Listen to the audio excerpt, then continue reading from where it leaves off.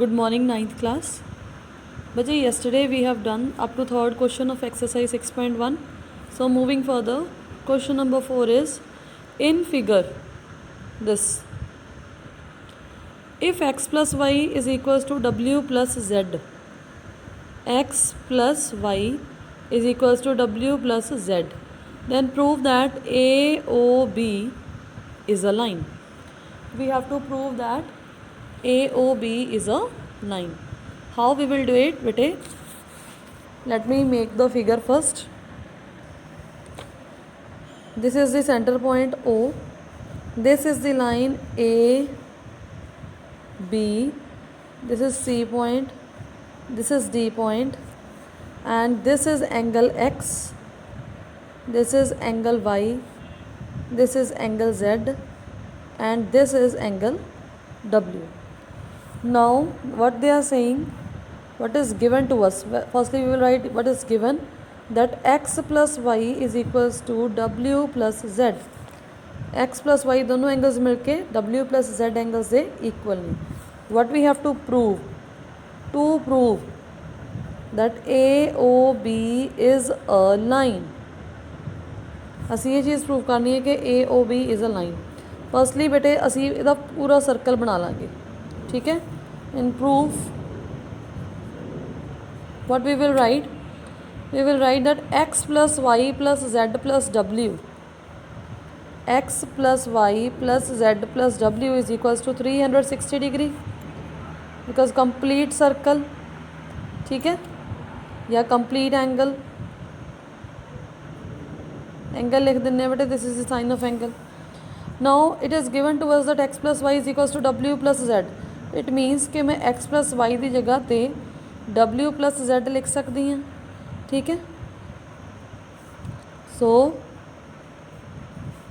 because इतने लिख देंगे because x plus y is equals to w plus z. So I have replaced it.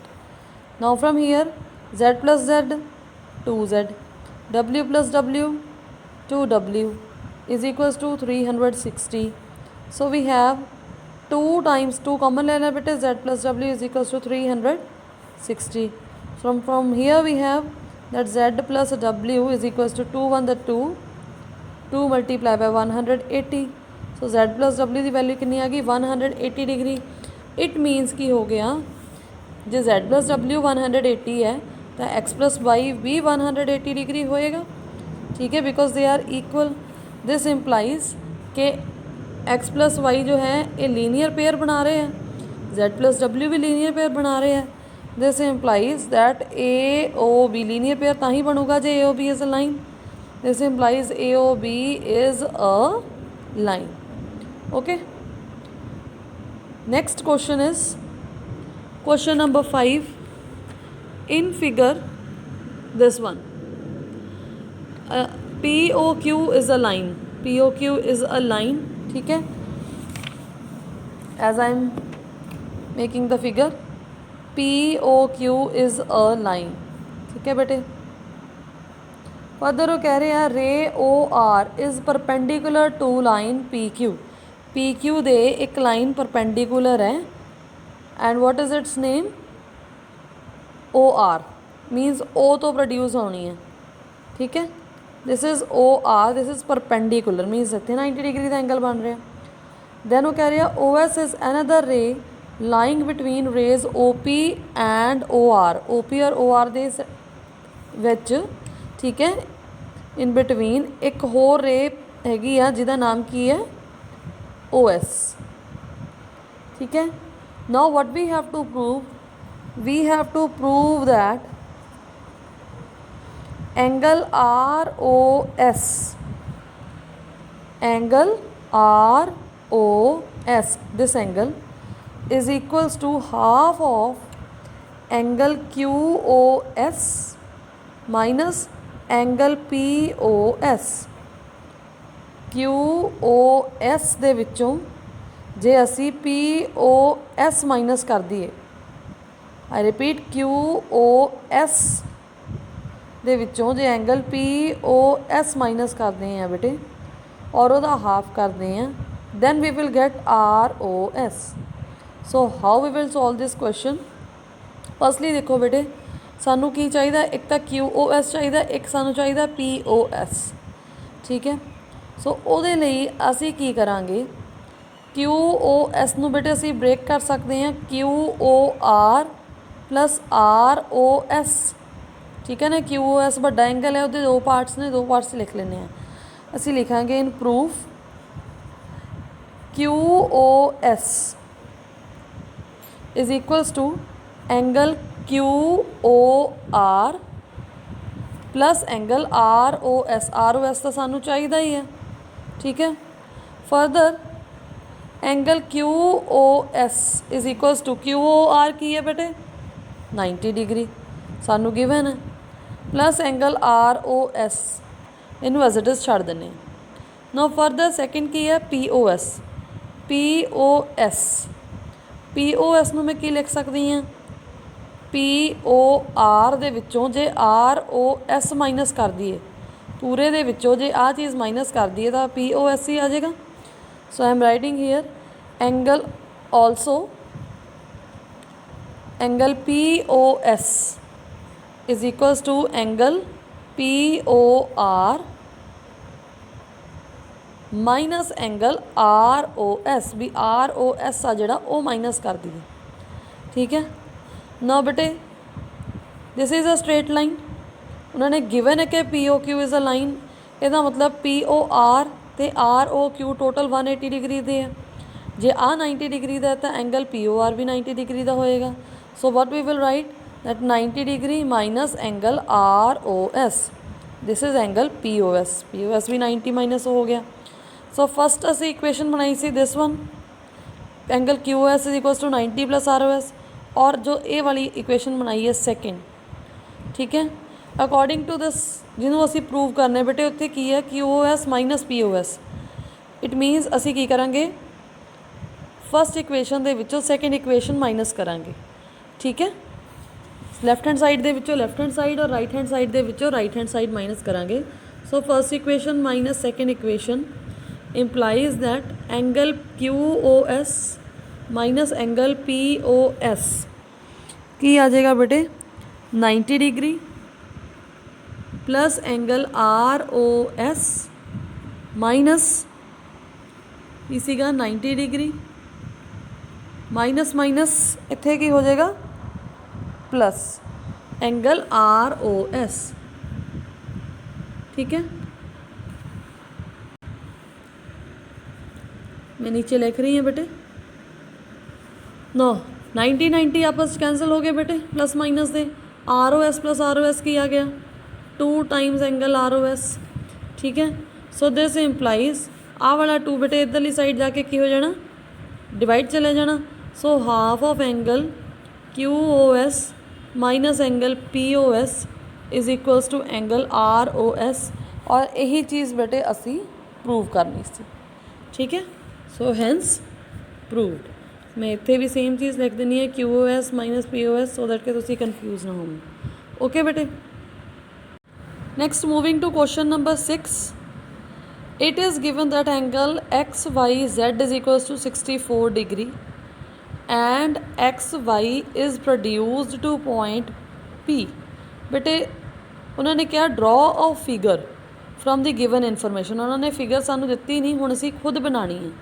ठीक है, so question number 6 की figure पहला असीं नाल दी नाल बनाई है। Firstly angle XYZ is 64 degree, 64 degree it मीनस के एक्यूट एंगल बना लेने like this.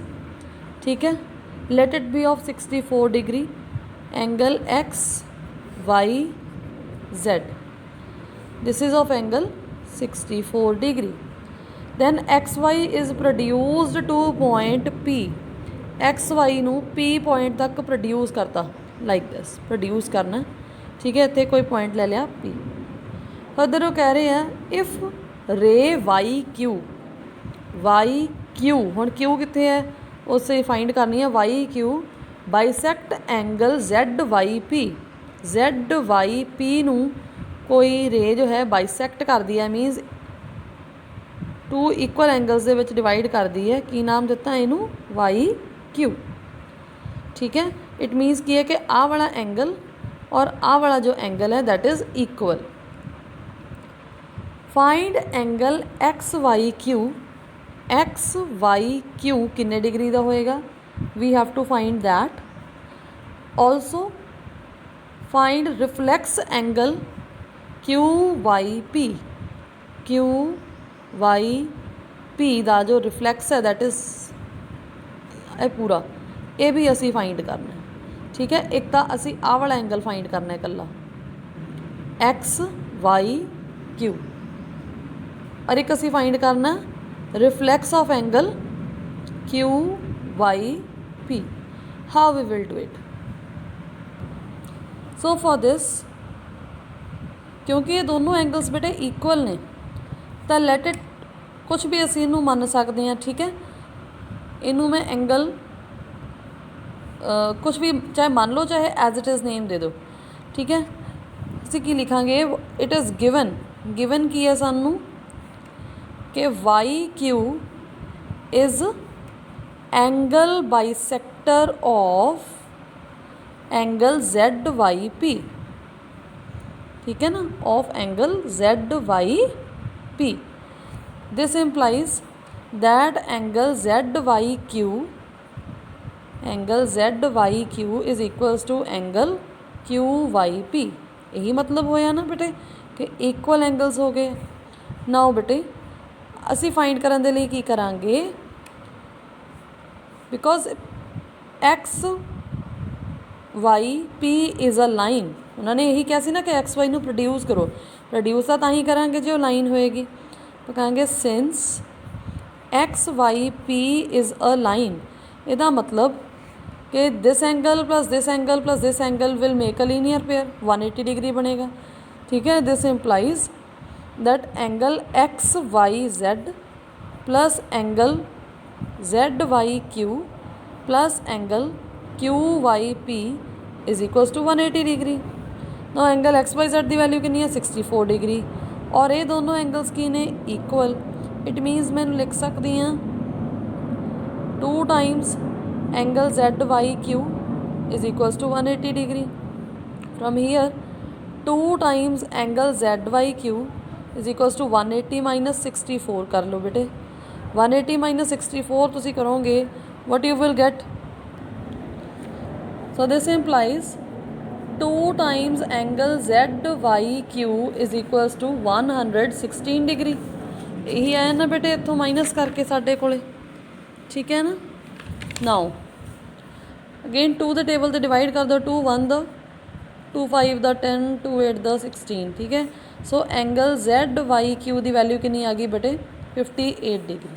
But what we have to find, we have to find angle X Y Q की है जो 64 degree see that one plus 58 degree, दोनों को असी plus करांगे। ठीक है, so after adding what you will get 8 plus 4 12, 6 plus 6 हो जाना फिर अपने को 22, दैट इज़ 122 डिग्री। ठीक है, सेकेंडली इन्होंने क्या सी reflex angle Q Y P, जो reflex angle Q Y P है दैट वी विल फाइंड, तेनों की क्या सी रिफ्लैक्स जो भी फाइंड करना है बेटे 360 के विचों माइनस करना है। ठीक है, सो रिफ्लैक्स असी जो एंगल फाइंड करना सी उरे ये दोनों एंगल, सिर्फ आ वाला एंगल किन्ने डिग्री का आ गया हुणी असी फाइंड किया, उन्होंने असी 360 के विचों माइनस कर देंगे, वी विल गैट रिफ्लैक्स। हुणी असी जो एंगल फाइंड किया एक्स की वैल्यू जिन्हों असी एक्स भी मान लीए, दो जो इक्वल एंगल सीगे ना angle Z Y Q 58 degree, so 58 degree बेटे माइनस कर दो 360 minus 58 you will get 302. So this is the answer. With this your exercise is complete. Okay bete, that's all for today. Have a nice day.